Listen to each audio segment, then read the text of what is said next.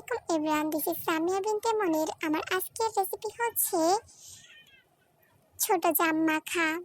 গাছ থেকে এখন আমি কিছু জাম সংগ্রহ করে নেব। স্ক্রিনে আপনারা দেখতে পাচ্ছেন কাঁচা থাকতে জামগুলো কিরকম ছিল আর পাকার পরে কত সুন্দর কালো হয়ে গেছে।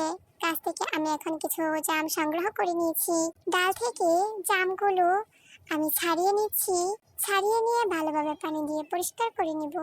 এখন ভর্তা তৈরির উপকরণগুলো আমি দিয়ে দিচ্ছি। এর মধ্যে প্রথমে দিয়ে দিচ্ছি আমি কিছু লবণ, সাথে অল্প পরিমাণে বিট লবণ। এর মধ্যে এরপরে দিয়েছি তেঁতুলটা আমি পানির মধ্যে অল্প পরিমাণে ভিজিয়ে রেখেছিলাম। এরপর কিছু শুকনো মরিচের গুঁড়ো এবং একটি কাঁচামরিচ কুচি করে দিয়ে দিয়েছি। তবে আপনারা চাইলে এখানে কাসুন্দি অ্যাড করতে পারেন।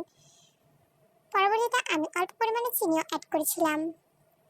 এই ছিল আমার আজকের রেসিপি। আসসালামু আলাইকুম, thanks for watching this video.